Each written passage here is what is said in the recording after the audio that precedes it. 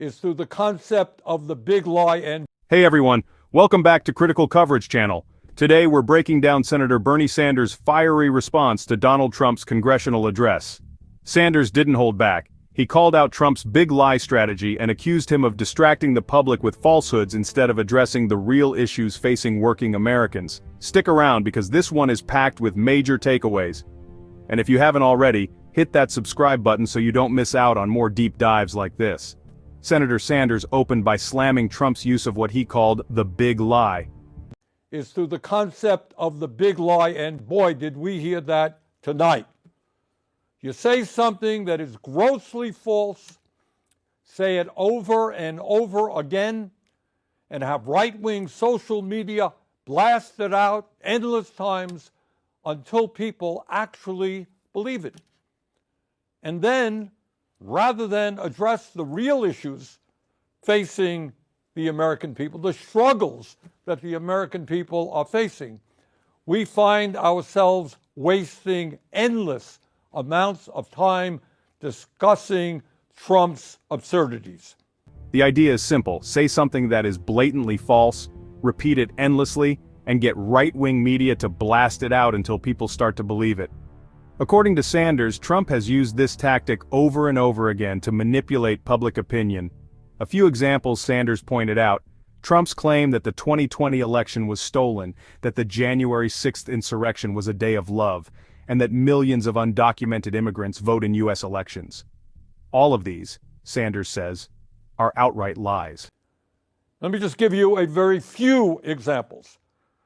Trump claimed that the 2020 election was stolen from him and that he won by a landslide. Remember that? A lie. Trump claimed that the January 6th insurrection was a day of love. A lie.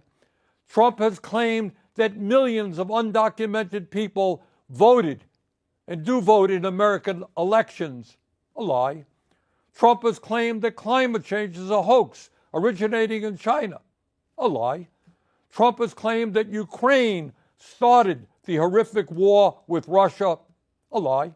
And tonight, just tonight, Trump claimed that millions of dead people between the ages of 100 and 360, I guess, were collecting Social Security checks. And that is an outrageous lie. Trump added another whopper to the list, claiming that millions of dead people, some as old as 360 years, are collecting Social Security checks. Sanders didn't mince words. He said this lie was nothing more than a setup for cutting Social Security. Intended to lay the groundwork for cuts to Social Security and dismantling the most successful and popular government program in history. So let's be clear about that. Well over 99% of Social Security checks are going out to people who earned those checks. 70 million Americans. Nobody who was 150 years old or 200 years old or 300 years old is receiving Social Security checks. And on the lies go. One of the biggest criticisms from Sanders was that Trump's address did not acknowledge the real struggles of working families. Did Trump talk about the fact that 60% of Americans live paycheck to paycheck? No. Did he mention skyrocketing healthcare costs? No. Did he bring up the fact that rent is out of control and millions are struggling with housing? Again, nothing. Let's actually take a hard look at the problems that Americans are facing. Today, 60% of Americans are living paycheck to paycheck. Unlike Trump, I grew up in a family that lived paycheck to paycheck, and I know something about that reality. It means that every day, millions of Americans worry about how they're going to pay their rent, pay for childcare, pay for a doctor's visit when they get sick. They worry about what happens when their car breaks down and they can't afford the $1,000 it costs to get it fixed. And what happens when they can't get to work because they don't have a car. They worry about how they can afford to buy healthy food for their kids when the price of food is off the charts. Funny? I heard Trump speaking for 90 minutes tonight. I didn't hear one word from him about the economic reality facing 60% of our people or the enormous stress that they are living under. 90-minute speech, not one word about the economic reality facing American workers. But Sanders painted a picture of an administration that doesn't care about the working class, saying Trump's billionaire backers were standing right behind him during his speech. Musk, Bezos, Zuckerberg, the ultra-wealthy who, according to Sanders, are running the government for their own benefit, not for the people. now, the purpose of all of this lying is not just to push his hateful right-wing ideology. It is not just to try to divide us up. It is more than that. It is a masterful effort, and you saw that tonight, to deflect attention away from the most important issues facing the people of our country. Issues that Trump and his billionaire friends do not want to address because it is not in their financial interests to do so. Trump gave his State of the Union speech tonight. But if you listen closely, that speech had very little to say about the State of the Union, about what is really going on in our country, especially for working families. Trump spoke for over 90 minutes, although I must confess it seemed a lot longer than that, and he almost completely ignored the issues that are keeping working people up at night as they worry about how their families are going to survive in these very tough times. And I will tell you exactly why Trump had very little to say about the real crises facing the working class of this country. Think back 6 weeks ago when Trump was inaugurated for his second term as president, just 6 weeks ago. Standing right behind him were the three wealthiest men in this country, Mr. Musk, Mr. Bezos, and Mr. Zuckerberg. And standing behind them were 13 other billionaires who Trump had nominated to head major government agencies. Many of these same billionaires, including Musk, were in the Capitol tonight listening to that speech. In other words, it is there for all to see. The Trump administration is not hiding it. The Trump administration is a government of the billionaire class, by the billionaire class, and for the billionaire class. Notwithstanding some of their rhetoric, this is a government that could care less about ordinary Americans and the working families of our country. If you're getting value from this breakdown, take a second and subscribe. It really helps the channel grow, and I appreciate every single one of you. Another major point in Sanders' response was the crisis in healthcare. The US remains the only wealthy nation on earth that doesn't guarantee healthcare as a right. He called out Trump for completely ignoring this issue in his speech and for failing to address the outrageous cost of prescription drugs. That's not all. Today in America, everyone knows that our healthcare system is broken. It is dysfunctional, and it is outrageously expensive. We remain the only wealthy nation on earth not to guarantee health care for all. Mr. President, you really want to make America great again? Then make sure that every American, regardless of income, can go to a doctor or a hospital and not worry about how they're going to pay the bills. President Trump, health care is a human right.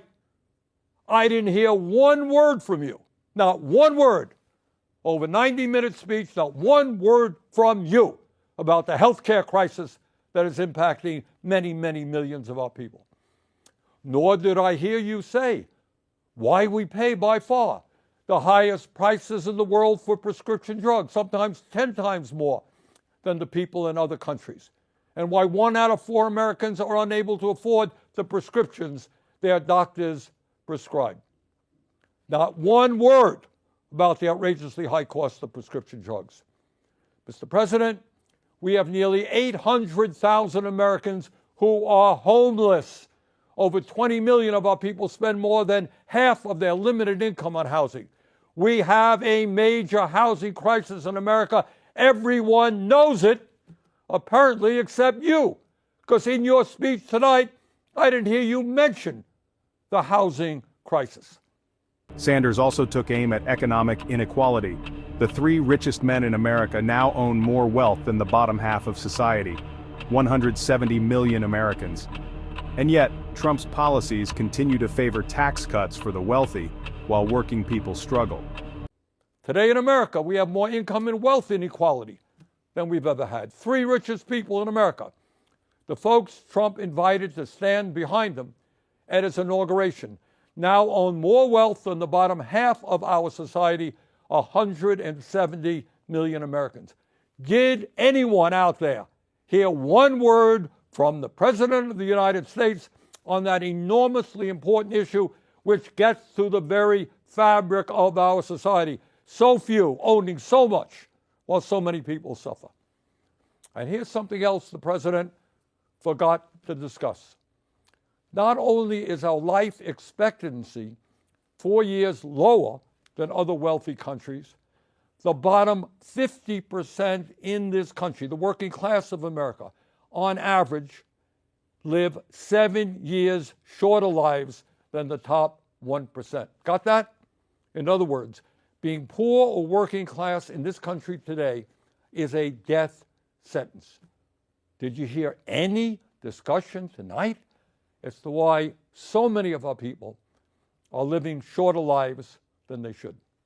Sanders also criticized Trump's complete lack of acknowledgement of climate change. While scientists warn about the devastating impact of extreme weather, Trump's only message was drill, baby, drill. During his speech tonight, Trump did not have one word to say about how we are going to address the planetary crisis of climate change. The last 10 years, as most Americans know, have been the warmest ever recorded, and extreme weather disturbances and natural disasters have been taking place all over the world, from California to India, across Europe to North Carolina. And yet, not surprisingly, Trump had nothing to say about climate change except, I guess, drill, baby, drill. And beyond domestic issues, Sanders took on Trump's foreign policy as well. He warned against Trump's shift away from democracy and toward authoritarianism, especially in how he downplays the invasion of Ukraine by Russia's Vladimir Putin. But it is not only absurd domestic policies that we've got to fight.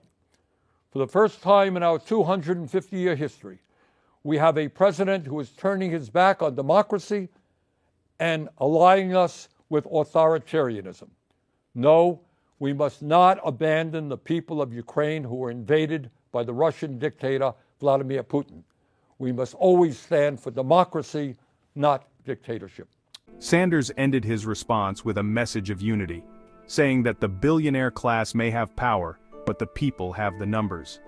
He called for a movement that fights for working people, fair wages, affordable health care, and a government that represents all Americans, not just the wealthy. Let me be very clear.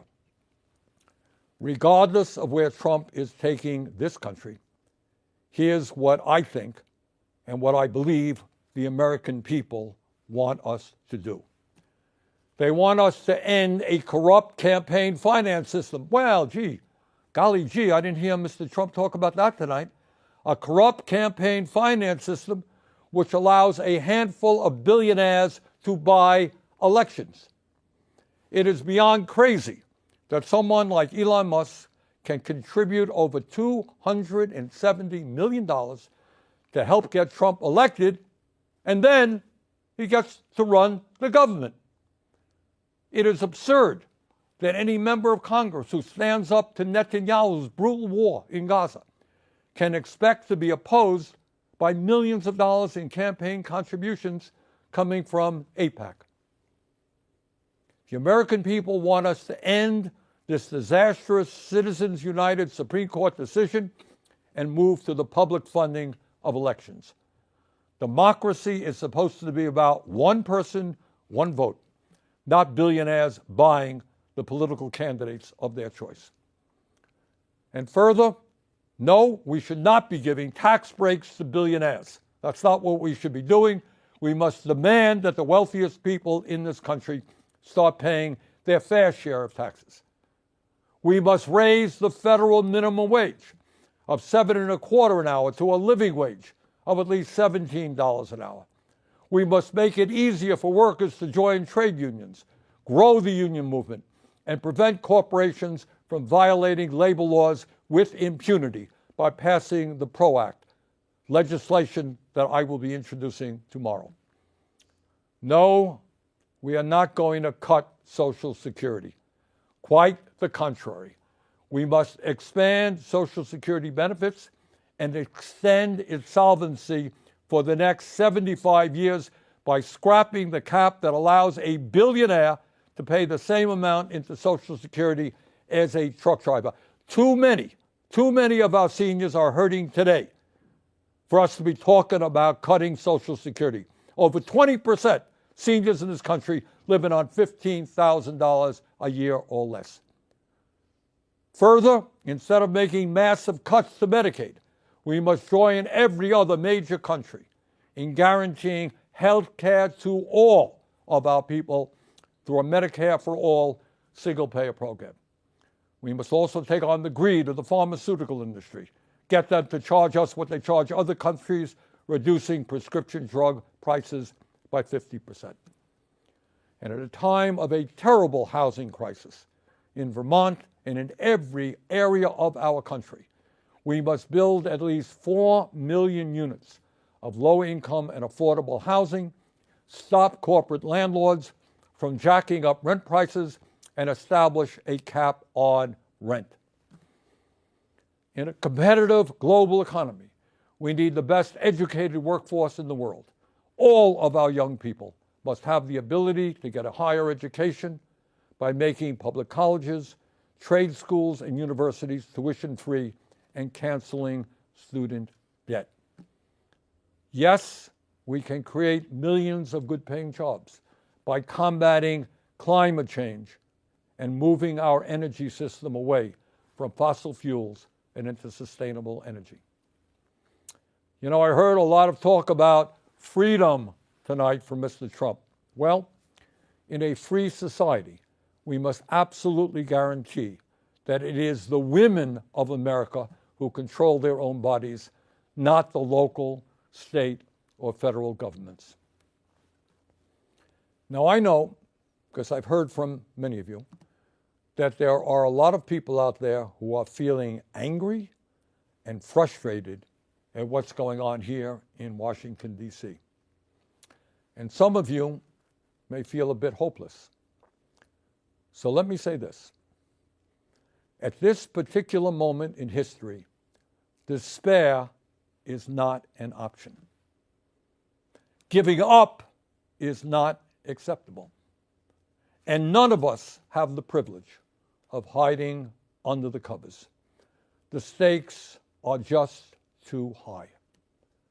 Let us never forget, real change only occurs when ordinary people stand up by the millions against oppression and injustice and fight back. That is the history of the founding of our nation, when brave men and women took on the mighty, invincible British Empire. It is the history of the abolitionist movement, the history of the labor movement, the history of the civil rights movement, the women's movement, the environmental movement, and the gay rights movement. Yes, I know.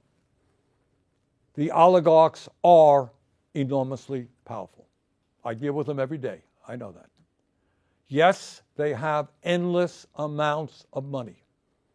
Yes, they control our economy, and they own much of the media.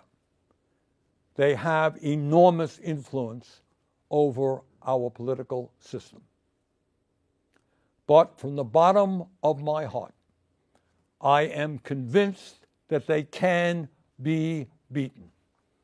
If we stand together and not let them divide us up, by the color of our skin, or where we were born, or our religion, or the language we speak, or our sexual orientation. If we bring our people together around an agenda that works for the many and not just the few, there is nothing in the world that can stop us. We can win. We will win. Let us go forward together. Thank you all very much.